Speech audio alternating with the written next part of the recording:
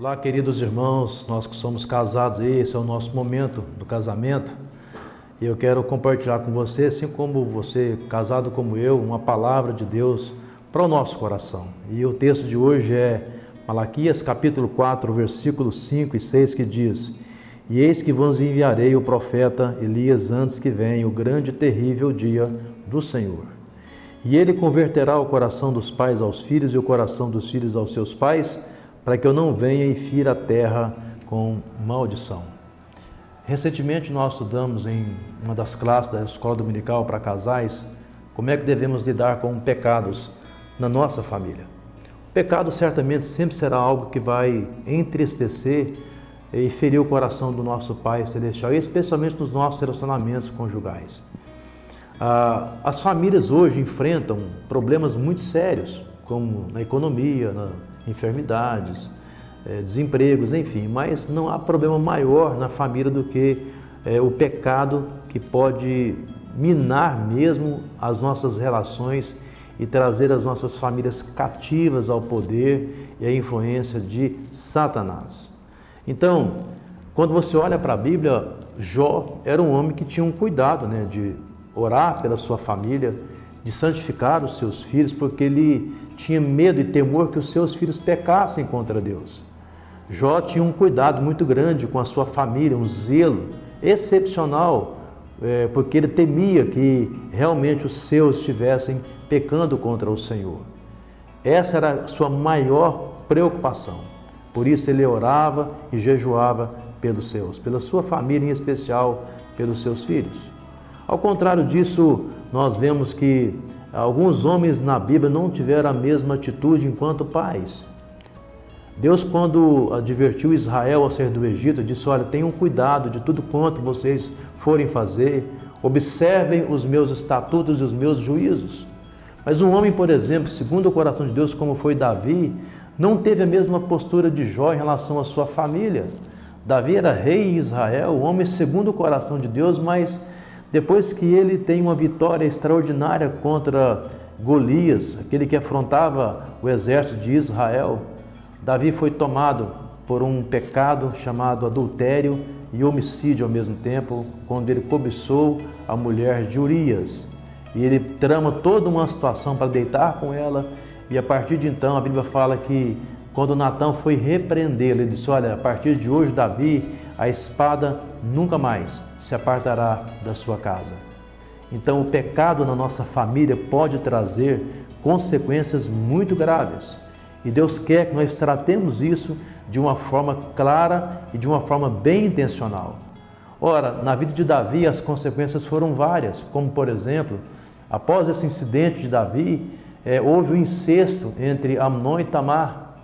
E Davi não foi capaz de chamar nem a filha e nem o filho para repreendê-los, ou então cuidar do coração da filha que estava machucado por aquele trauma daquele incesto. Depois disso, Absalão lidera uma revolta contra o próprio pai. E daí, o que Davi fez às escondidas, Absalão fez às claras, e todo o império viu. E Davi chorou por conta disso, amargamente, terrivelmente. E como se não bastasse, a Bíblia fala que toda a revolta de Absalão gerou um constrangimento para todo o exército de Davi, para o reino de Davi em Israel.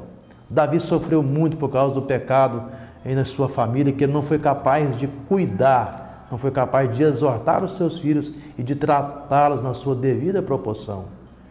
Irmãos, nós que somos casados, temos nossos relacionamentos conjugal, precisamos tomar muito cuidado, porque o pecado não brinca com a nossa vida e o pecado pode ceifar a nossa família.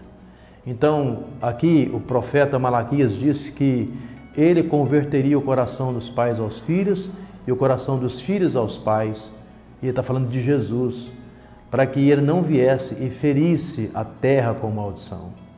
Então, quais são as implicações de pais que se convertem os seus corações aos seus filhos? Primeiro, os corações de pais convertidos aos seus filhos devem mostrar pais preocupados, orando frequentemente pelos seus filhos. Nós sabemos que os nossos filhos são herança do Senhor.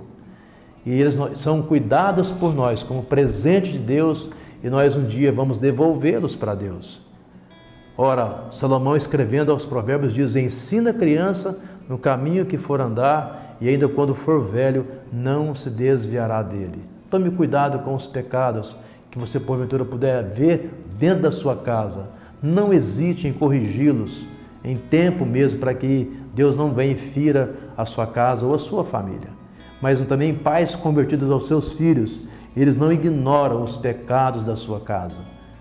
Eles não dizem assim: isso acontece, todo mundo passa por isso, por que eu não posso passar?